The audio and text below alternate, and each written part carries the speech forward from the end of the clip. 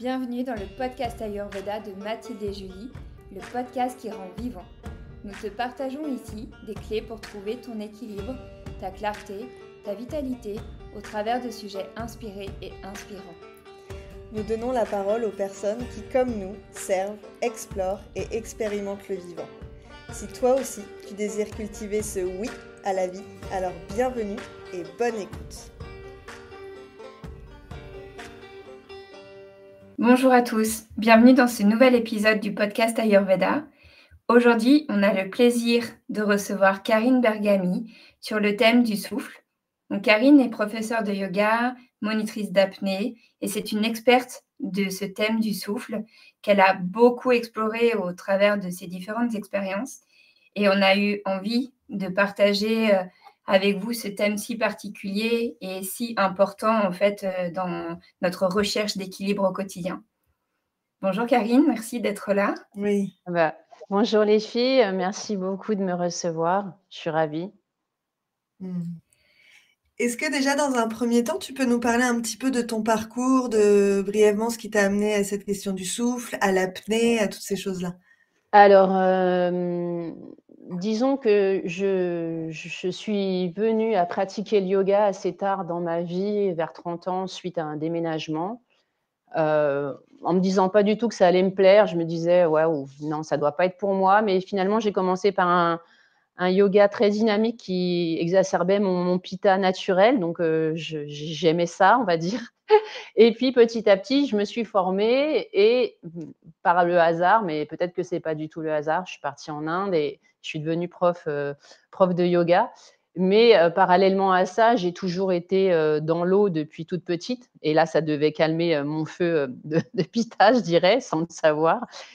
Donc j'ai pratiqué beaucoup de sports aquatiques, notamment 15 ans la natation synchronisée et je suis venue ensuite à l'apnée. J'ai été sur le réseau des compétitions internationales pendant quelques années et ensuite je suis devenue monitrice d'apnée et aujourd'hui je suis monitrice d'apnée et j'ai constaté que quand je nageais en surface, j'avais encore les pensées qui étaient présentes. Je pouvais penser à n'importe quoi. Et à partir du moment où je nageais sous l'eau et que donc je ne pouvais pas respirer, je n'avais plus aucune pensée. Et en fait, c'est exactement ce que dit Patanjali dans les Yoga Sutras. Je vous invite à regarder les Yoga Sutras 2.51 jusqu'à 2.53. Il dit que les rétentions permettent de calmer le mental. Et c'est pas aussi pour rien que dans les 8 membres du yoga, toujours de Patanjali, les pranayamas qui sont des rétentions arrivent après l'activation du prana dans les postures et que ça nous permet d'aller vers des états plus méditatifs en ayant déjà calmé le mental auparavant. Très belle introduction. Oui. Donc, clairement, on va pouvoir faire le lien entre le souffle et notre état d'esprit, et l'état du mental et nos schémas de pensée, et du coup leur flux. Et ce qui peut aussi nous amener peut-être dans un premier temps à faire un lien entre la notion du souffle et la notion du rythme. Oui, alors en fait déjà, il n'y a pas de vie sans rythme, c'est la base du dharma, c'est la base de l'ayurveda. Et aujourd'hui, on vit dans une société d'accélération de tout, du temps. On doit être performant tout le temps, peu importe l'âge qu'on a, à toutes les saisons. Et donc, c'est une hérésie en termes ayurvédiques et juste de bon sens. Et donc, on est devenu une culture du stress et de l'adrénaline. Et notre système nerveux, il n'en peut plus, il est hyper sollicité, car nos organes des sens, c'est ce qui nous permet d'échanger avec l'extérieur, et que ce soit la vue, les sons, enfin, c'est tout le temps hyper sollicité. Et donc, la respiration, c'est un des meilleurs outils, c'est la première chose à faire pour tous les dysfonctionnements du système nerveux. La dernière fois, je me faisais la remarque, comme je passe ma vie dans les piscines et en mer, ils ont trouvé le moyen de mettre dans les cabines pour se changer la radio. Je me dis, mais à quoi ça sert? Mais bon, encore du bruit. Et donc, je voulais dire Iyengar, lui, il a dit que bon, la vie du yogi ne se résume pas en nombre de jours, mais en nombre de souffles. Et c'est pas juste vrai pour les yogis, mais c'est vrai pour tout le monde. On s'incarne tous avec une inspi et on décède, on meurt. Enfin, si la mort, enfin la mort du corps physique en tout cas, se fait avec une expiration. Et donc notre vie se résume à un nombre d'inspires et d'expires. Et dans la tradition indienne, il est dit qu'on s'incarne avec un nombre de cycles ventilatoires. Donc, plus je respire vite et plus je vais décéder rapidement, en quelque sorte. Donc, on devrait se souvenir de ça. Et pour ralentir dans sa vie, le souffle est un bon outil. En gros, aujourd'hui, on respire 25 000 fois par jour, ce qui fait 670 millions de fois dans une vie. Et au Moyen Âge, et même avant, c'était plutôt 21 600 fois. Et donc, l'espérance de vie ayurvédique, on va dire, était de 120 ans.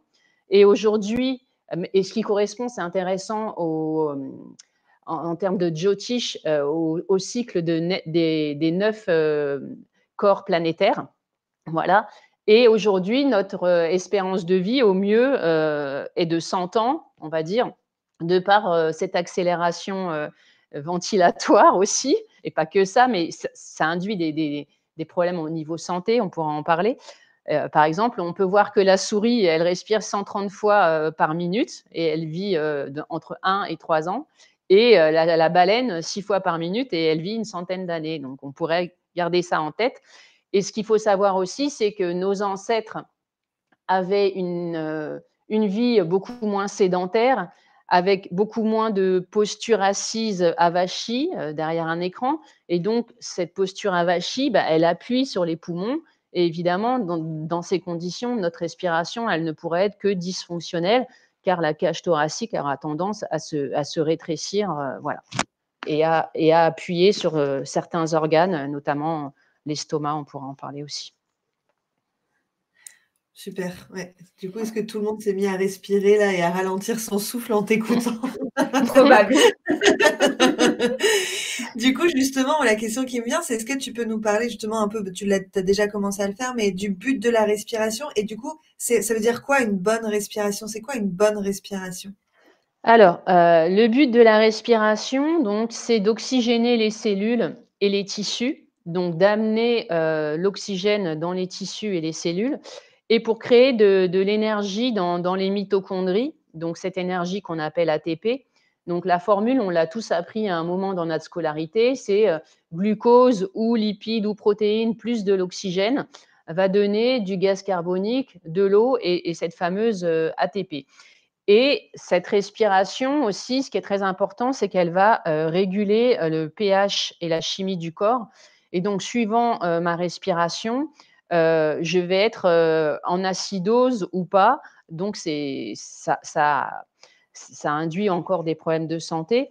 Et aujourd'hui, donc, par cette hyper-accélération, par cette hyper-consommation, on en est arrivé à une hyperconsommation de l'air aussi. On a une espèce d'obsession de l'oxygène et on respire trop vite. Voilà.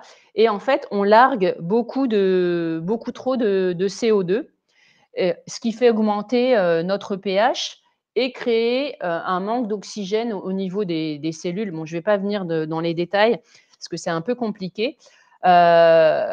Mais il faut savoir que la respiration est en lien avec tous les grands systèmes du corps, comme le système cardiaque, le système digestif, le système lymphatique, et que l'Ayurveda le dit, 85% des maladies proviennent de dysfonctionnement digestif, avec le vata qui va s'emballer, et à cause d'Udvarta, ce mouvement ascendant qui fait que les toxines ne vont pas pouvoir s'éliminer grâce au mouvement vers le bas, on va dire. Et on va se retrouver avec l'estomac, la vésicule, le foie qui vont venir se coller au diaphragme, créer des adhérences et donc créer une respiration dysfonctionnelle. Donc, c'est un peu un cercle vicieux, problème digestif, mauvaise respiration, problème digestif. Voilà. Donc, la respiration, elle est vraiment très importante. Et quelle serait une bonne respiration? Donc il y a plusieurs choses. Donc je vous ai dit aussi, oui, que le diaphragme était en lien avec le système lymphatique et parce que le diaphragme, quand il est bien utilisé avec une respiration fonctionnelle, va pomper la lymphe et la lymphe, c'est ce qui va éliminer les toxines du corps et on a aussi une lymphe, on va dire, dans le cerveau qui est le fluide cérébrospinal qui la nuit fait son petit ménage et donc s'il n'y a pas cette bonne action, du diaphragme, ben, on aura, par exemple, le brouillard, cérébral le matin et cetera. Donc une bonne respiration, ça devrait être une respiration en 3 dimensions parce que, le diaphragme, il a cette capacité de s'ouvrir, on va dire, dans toutes les directions. Donc la respiration, c'est à la fois devant, c'est à la fois derrière, c'est aussi sur les côtés et nous et plutôt en bas et nous, on a tendance à respirer 90 des gens ne savent plus respirer, hein. En haut, une respiration très courte, très étroite, donc beaucoup de cycles ventilatoires qui font qu'à chaque fois, on va larguer des petites quantités de CO2, mais cumulées, ça va donner des grandes quantités de CO2. Et on va voir pourquoi c'est pas bon. C'est pour ça que moi, quand je travaille sur la respiration, je commence déjà à essayer de travailler sur les fascias de la cage thoracique pour relâcher ces hypertensions qu'on a avant de créer des exercices de yoga où on va faire des étirements. On n'étire pas quelque chose d'hyper tendu. Donc, on va essayer déjà de relâcher les fascias et de recréer de l'espace, notamment entre le diaphragme et la cage thoracique. Donc, une bonne respiration, déjà, c'est une respiration de type comme en yoga, c'est-à-dire qu'en yoga, on respire à 95% du temps par le nez. Donc, la respiration, l'organe de la respiration, c'est le nez. Les bébés, pour pouvoir téter, ils respirent par le nez. S'ils respiraient par la bouche, ils ne pourraient absolument pas le faire. Et on est à peu près le seul mammifère qui aujourd'hui peut respirer par la bouche. Si on bouche les narines de mammifères, ça a été fait, la mort arrive en très peu de temps, on va dire. Donc, respiration par le nez, ce qui permet déjà dans le cerveau de créer des ondes de θ à alpha. Donc, ça commence à faire calmer le système nerveux central. Une bonne respiration, c'est si possible une respiration lente, pas forcément profonde, mais je dirais plutôt lente, qui permet d'allonger l'expiration et de relâcher moins de CO2. Par le nez, je ne vous ai pas dit pourquoi, mais l'air, en rentrant dans le nez, il est filtré, il est humidifié, il est mis à la bonne température et la respiration, l'air rentre plus lentement, ce qui permet d'utiliser vraiment les 5 lobes des poumons et pas que 2. Et il faut savoir que les lobes inférieurs des poumons ont plus de capteurs, de récepteurs du système nerveux parasympathique et perfusent davantage le sang. Donc, il y a moins cette sensation d'essoufflement. Et quand on respire par la bouche, on active le système nerveux sympathique à 100%, alors que par le nez, on balance et on équilibre 50-50. Le système nerveux sympathique, ce n'est pas quelque chose de néfaste, on en a besoin, notamment quand on doit booster l'organisme et qu'on a, par exemple, à réagir, on va se mettre à faire quelque chose comme ça et ça va déclencher une réaction et on va pouvoir courir, fuir, etc. Donc, c'est pas innocent cette histoire de nez ou bouche. Et maintenant, il y a beaucoup de personnes qui respirent par la bouche, donc qui larguent beaucoup plus de CO2. La nuit, des personnes qui ronflent, il y a les apnées du sommeil, etc. Donc, c'est vraiment essentiel. On devrait réapprendre à respirer par le nez. Oui, très intéressant. J'aimerais revenir sur ce que tu as dit par rapport à cette respiration en 3 dimensions. Est-ce que tu peux juste un tout petit peu détailler ça pour expliquer quelles sont ces 3 dimensions? Bah, en fait, c'est multidirectionnel. Donc souvent, les gens respirent vers l'avant, c'est à peu près le cas. En bas, c'est pas toujours le cas. Donc il y a à la fois l'abdomen et le bas de la cage thoracique. Il y a aussi le dos, les poumons sont présents dans le dos également. Donc, généralement, ça, c'est à peine utilisé. Donc, il y a des tests pour, moi, je fais faire des petits tests aux personnes suivant les positions sur le ventre, sur le dos, etc. Et aussi sur les côtés. Les côtes doivent s'écarter, donc la respiration, elle doit se sentir aussi sur le côté. Donc, évidemment, il y a une respiration autonome dont on n'a pas conscience dans la journée, mais c'est un système magique quand même, la respiration, c'est une des rares fonctions où on peut agir dessus.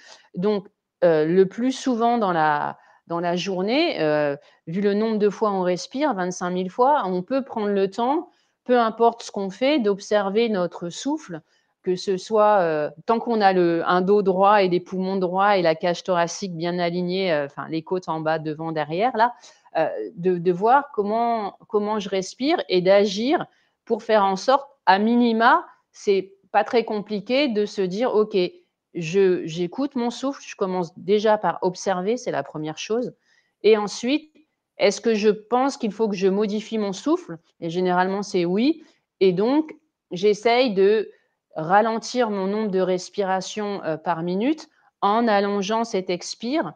On peut par exemple faire de la respiration, moi j'appelle ça la cohérence cardiaque améliorée, donc c'est-à-dire 4 temps d'inspire, 6 temps d'expire pour que ça fasse 10 secondes, et donc ça fait 6 cycles ventilatoires par minute, c'est déjà super. Et le fait d'allonger l'expire permet d'activer davantage le système nerveux parasympathique qui demande donc, qui envoie une réponse de relâchement dans le corps. Évidemment, si on a besoin d'être boosté, ce n'est pas ce genre de respiration qu'on va faire, mais généralement, on est déjà surboosté au stress, donc on a plutôt besoin de calmer le corps et le mental. Mmh. Ouais, puis dans cette respiration justement multidimensionnelle dont tu parles, il y a cette idée aussi, j'aime bien l'image du parapluie ouvert. Ah bah, c'est ça.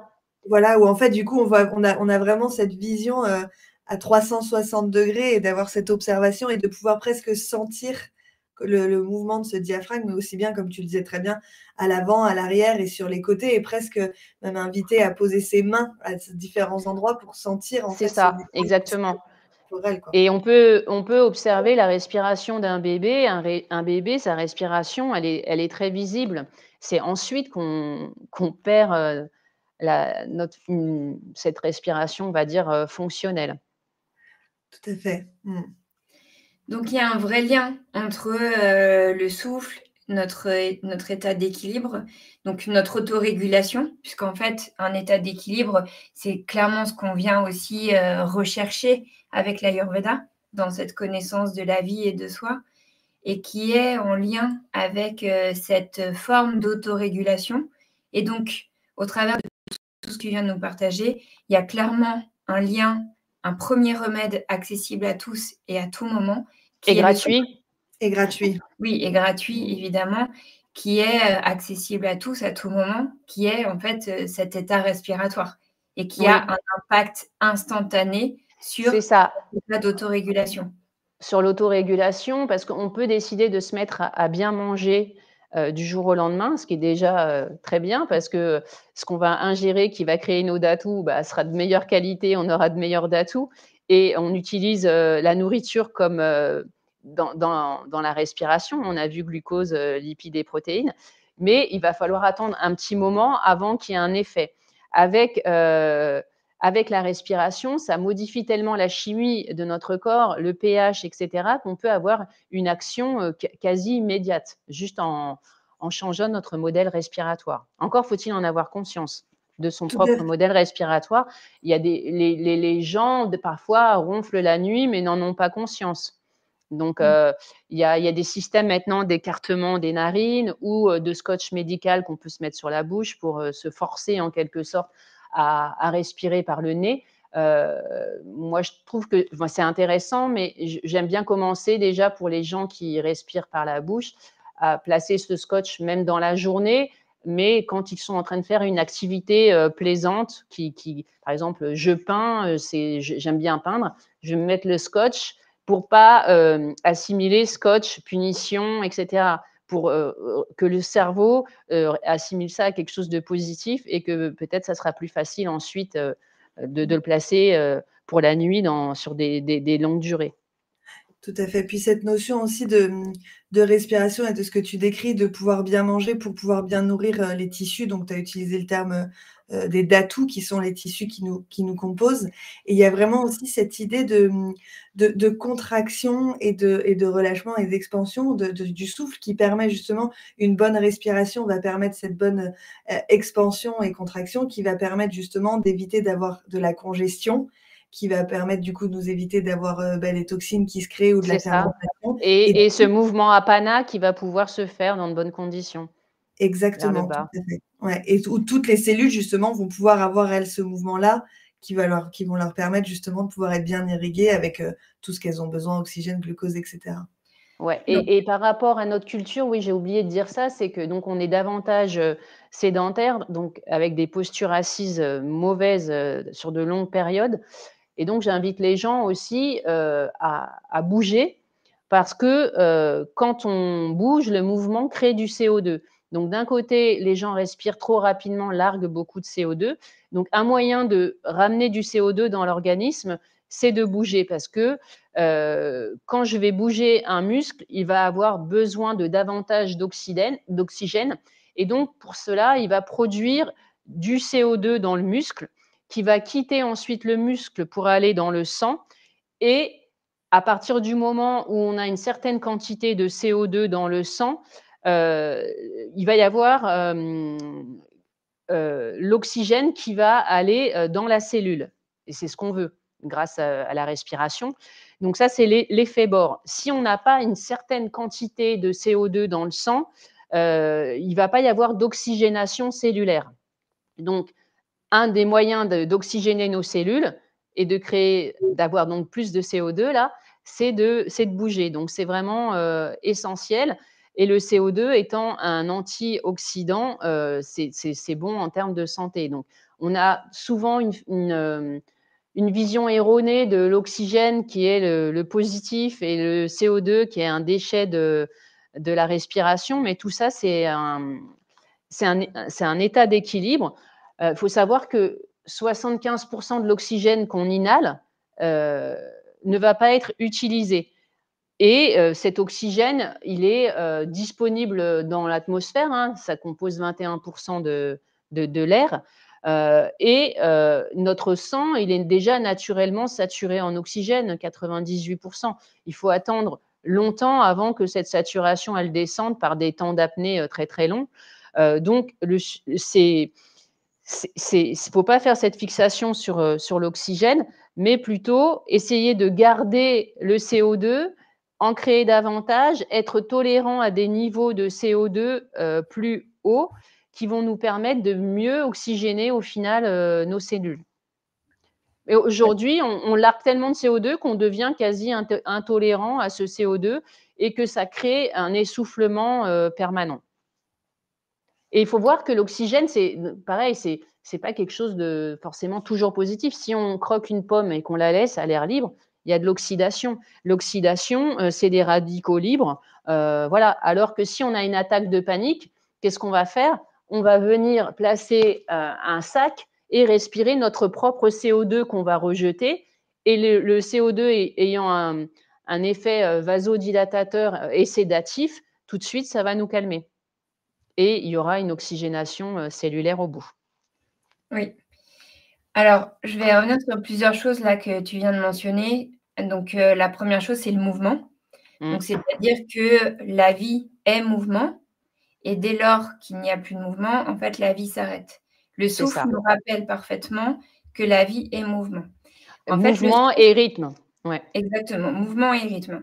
Donc, on comprend bien que par cette notion du souffle, ça permet en fait d'entretenir, de soutenir et d'impulser le mouvement interne, donc c'est-à-dire tous les dialogues, toutes les connexions qui se font entre les différents systèmes et le fait que nos systèmes fonctionnent. Ils fonctionnent grâce justement à ce mouvement.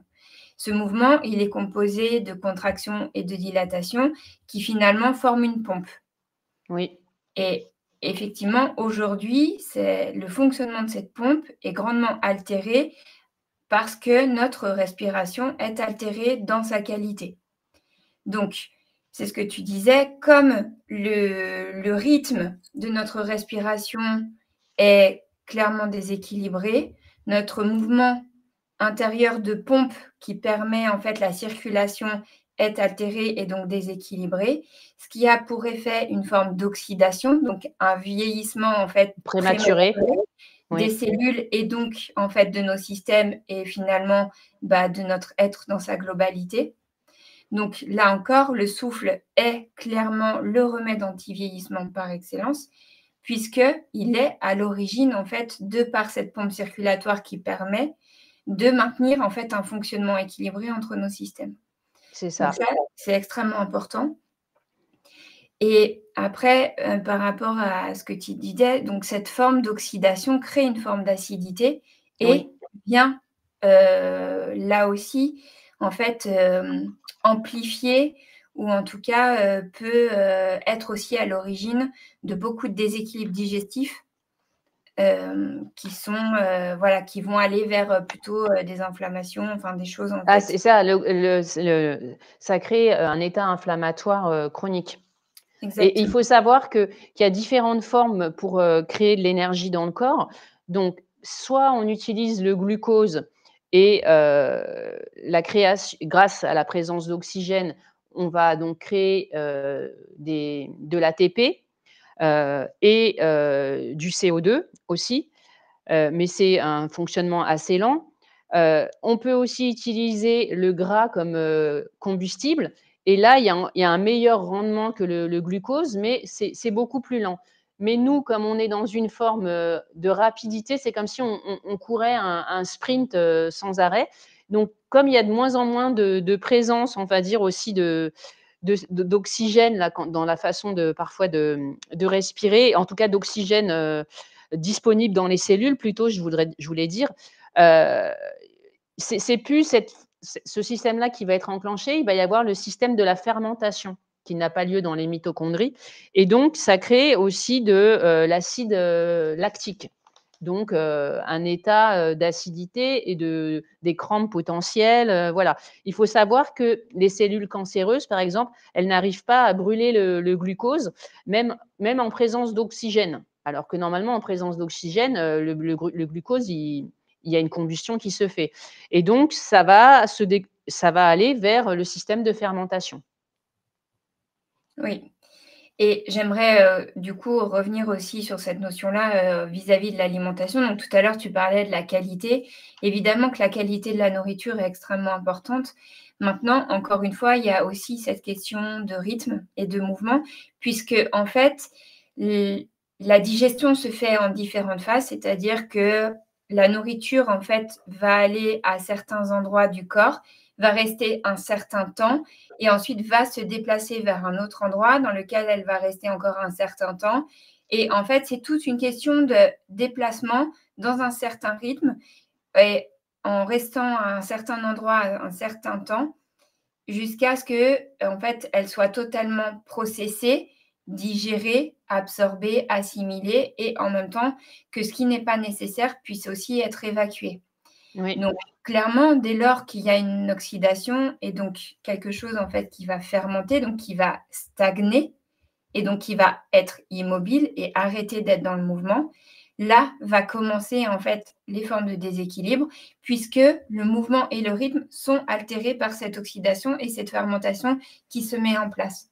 Oui. Donc, là encore, on comprend bien que le souffle et de par la respiration, il y a une possibilité en fait de rééduquer tous les mouvements de nos systèmes internes et qu'il y a du coup la possibilité aussi de rééduquer toutes les phases digestives pour permettre en fait de diminuer cette oxydation, cette acidose, cette fermentation en permettant finalement à cette fonction du péristaltisme, donc de cette pompe dont on parlait tout à l'heure, de remettre en mouvement et de permettre au corps, en tout cas de le soutenir à évacuer les toxines qui sont stagnantes et qui nous créent des déséquilibres qui peuvent devenir de plus en plus graves et chroniques.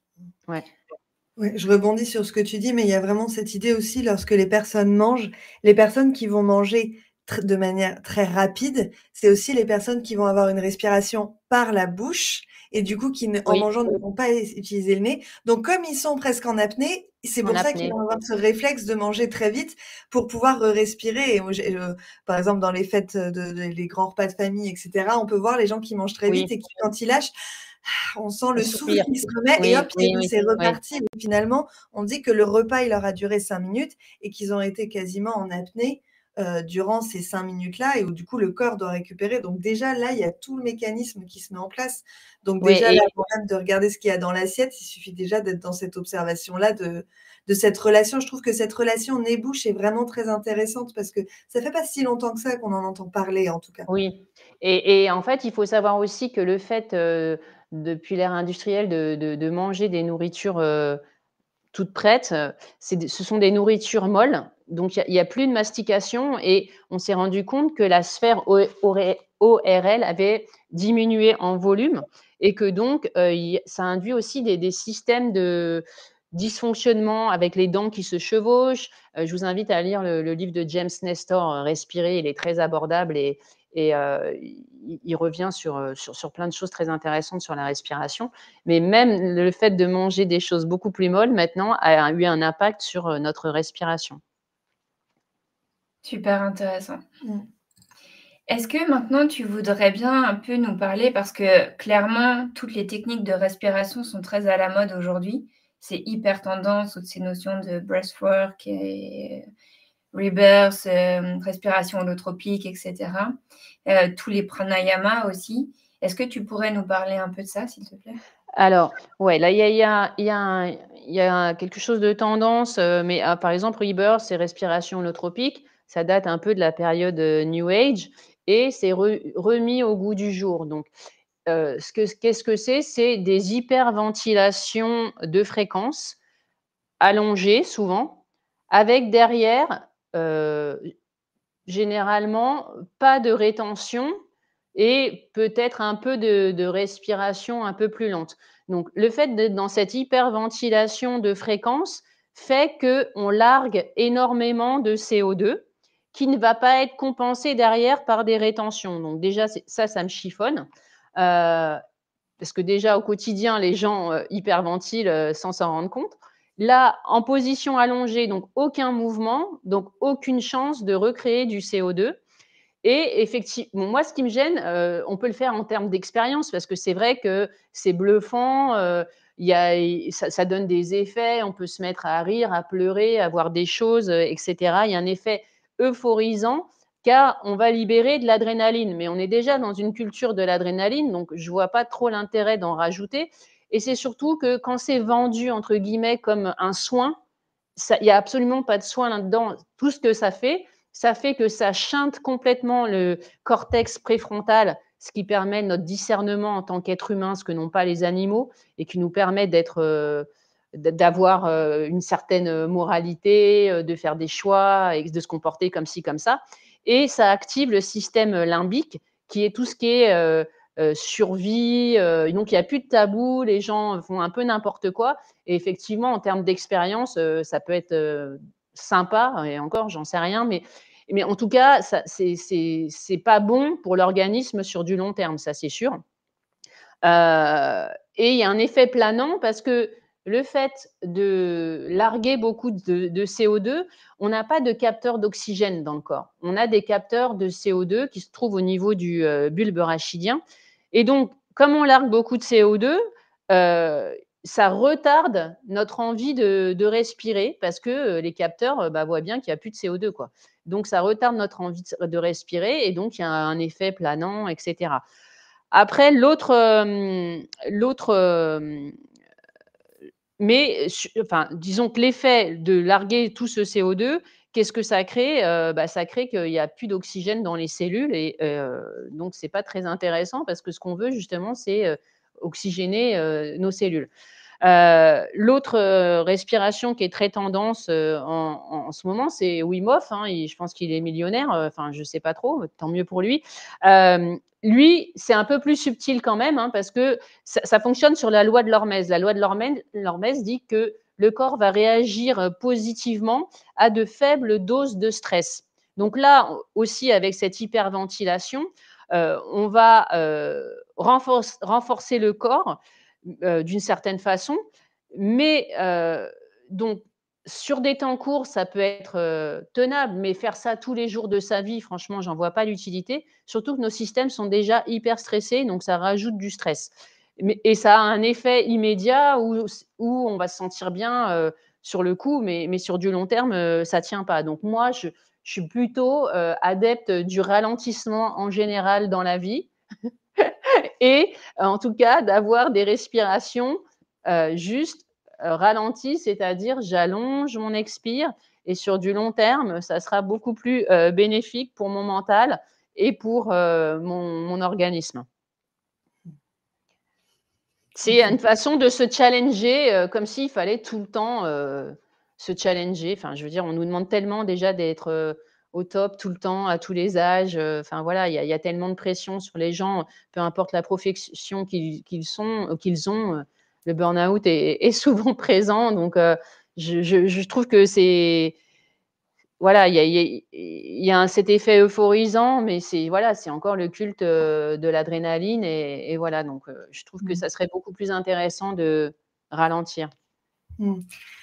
Merci pour ton partage. Je vais juste me permettre de rajouter une petite nuance parce que toutes ces techniques de respiration que tu décris très bien, le rebirth, le breathwork, la méthode Wim Hof là qu'on entend beaucoup parler mais qui était déjà existante bien avant que ça soit complètement remis au goût du jour. Il y a quelque chose dans l'idée, alors je vais parler par exemple de la respiration holotropique où cette hyperventilation ne va pas se faire sur 4 heures de temps.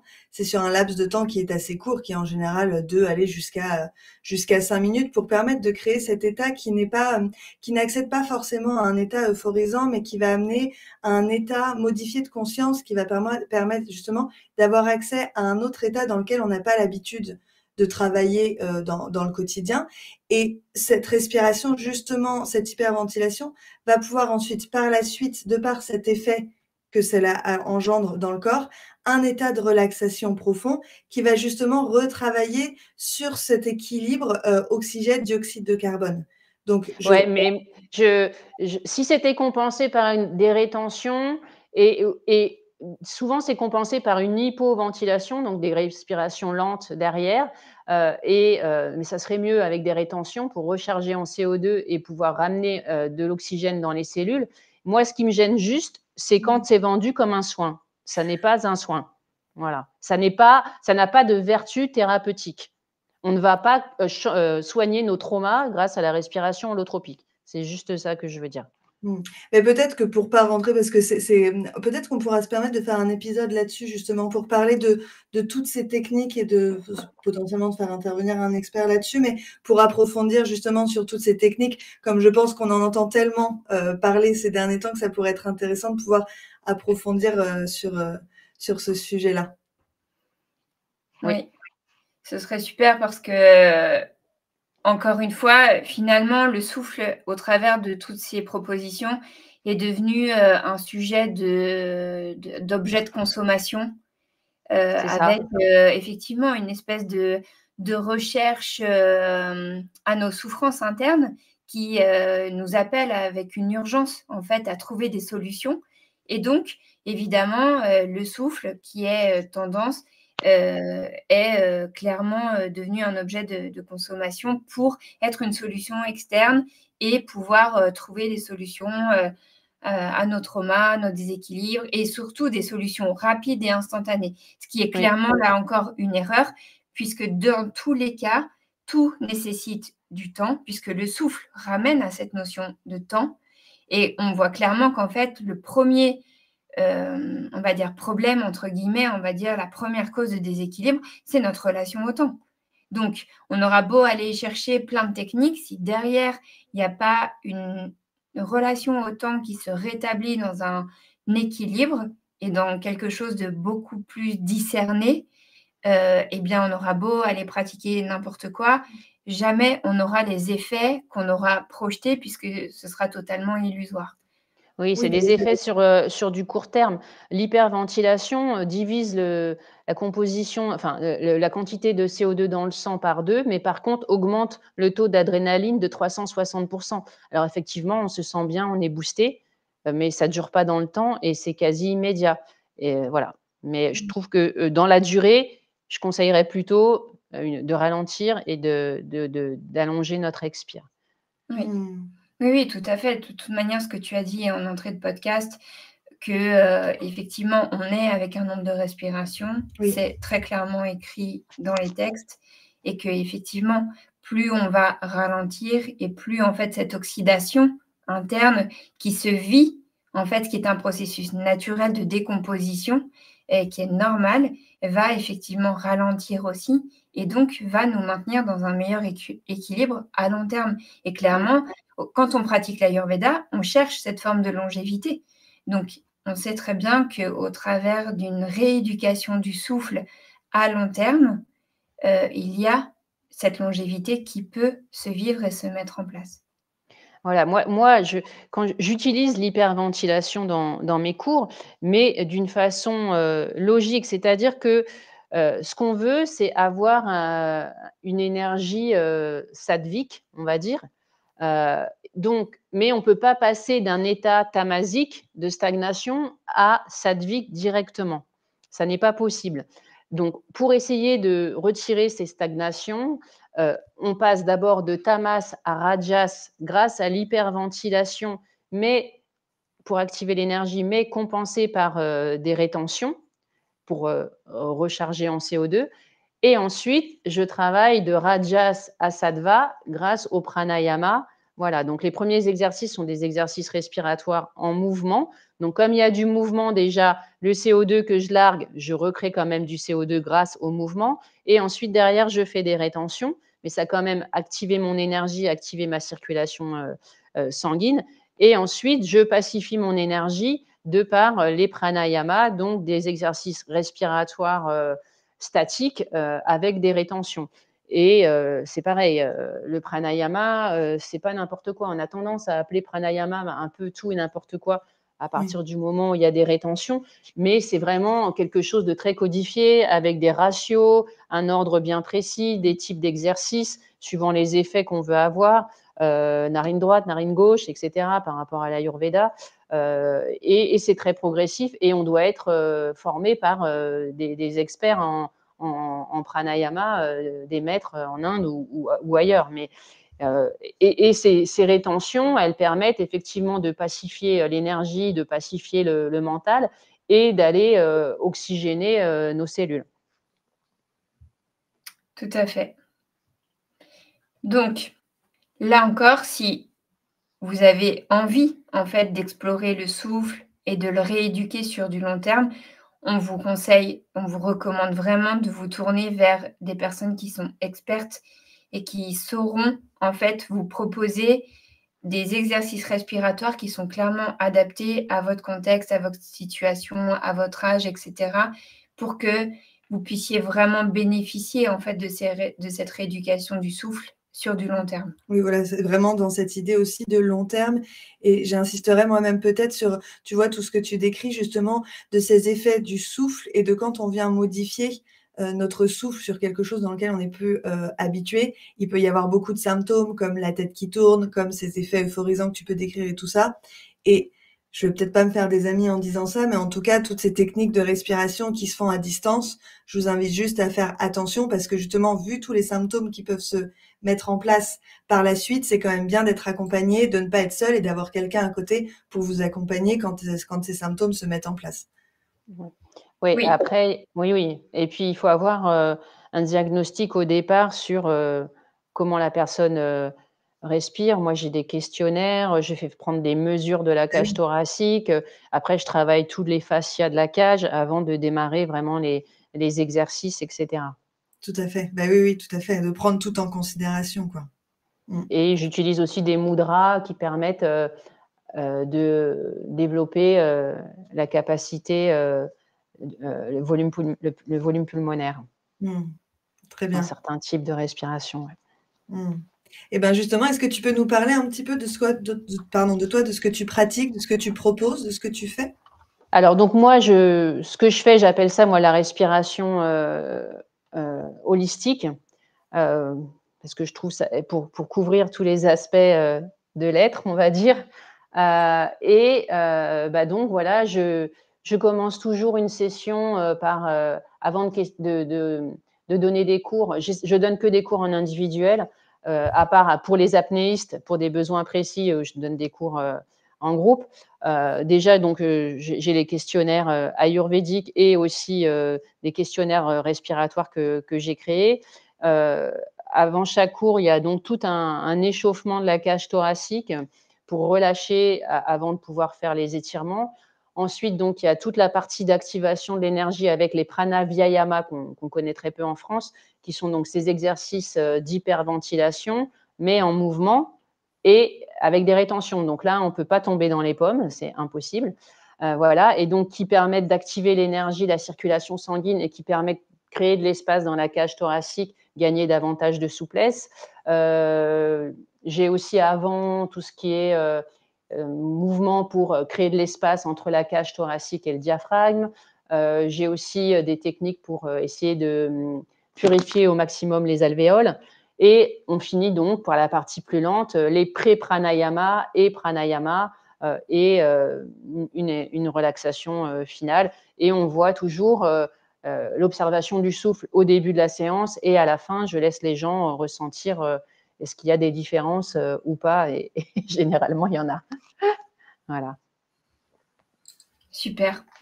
De toute façon, on va mettre toutes tes informations donc, dans la newsletter et dans les commentaires de ce post. Comme ça, pour ceux qui sont intéressés, donc tu fais aussi des stages à thème sur le souffle. Donc, oui, enfin, surtout en lien avec les apnéistes, je dois dire. Oui, tous les ans à Lanzarote. Et on travaille le souffle et l'apnée ensuite en mer. Ouais. Voilà, pour ceux qui auront envie d'aller plus loin dans cette exploration. Donc, merci. Merci pour ton partage. Merci à vous. Et puis, je voulais dire que je vais lancer probablement, là, c'est mon projet, une formation pour les profs de yoga à la respiration, parce que c'est le parent pauvre. Généralement, il y a 5 minutes de respiration au début ou à la fin. On ne sait pas forcément que la faute des profs, hein. C'est aussi que les gens, ils sont pressés, ils ont 1 heure de cours entre midi et 2 et ils veulent avoir une activité physique et peut-être que pour eux, la respiration, ça ne sert pas à grand-chose, mais en fait, c'est essentiel. Et au final, OK, il y a des indications sur la respiration, inspirer, expirer, quand dans la posture, etc. Ça, oui, mais on ne respire pas de la même façon quand c'est un cours de yoga en mouvement ou quand c'est statique. Enfin, il y a plein de choses à faire, des rétentions dans les postures. Enfin, et je trouve que c'est vraiment très, très peu utilisé, connu, et ça me paraît plutôt essentiel. Donc, je suis en train de travailler là-dessus avec des cours en présentiel et en groupe, et aussi des cours particuliers. Voilà. Très bonne idée. Oui, tout à fait. On te soutient totalement dans ce projet. Merci. Et toujours en lien avec l'Ayurveda, évidemment. Il y aura toujours de l'Ayurveda au milieu. C'est la base, le bon sens. Voilà. Merci pour beaucoup, en tout cas, pour toute cette transmission et ton partage. Merci à vous. Et il y aurait tellement de choses à dire, hein. Le souffle, c'est un sujet sans fin, très simple et très complexe à la fois. Ça a tellement d'implications dans différentes sphères de la vie. On n'a pas parlé des émotions, mais évidemment, les deux sont liés. Enfin, voilà. Évidemment. Oui, tout à fait. On aurait pu approfondir sur tellement de choses, mais très bien. Step by step. Je suis sûre que ça vous met l'eau à la bouche. Et que peut-être même ça vous tient en apnée de d'autres épisodes sur le souffle. Merci en tout cas. À très bientôt, puis à 15 jours pour un nouvel épisode. Merci. Au revoir. Tu as aimé cet épisode ? Dis-nous en commentaire ce qui t'a plu. Puis, clique sur le 5 étoiles de ta plateforme d'écoute préférée, abonne-toi et fais-le voyager. Tu es curieux ? Découvre les packs Sommet Ayurveda qui contiennent des dizaines de contenus vidéo, audio et PDF, disponibles sur notre site internet podcast-ayurveda.com. On se retrouve dans 15 jours pour un nouvel épisode.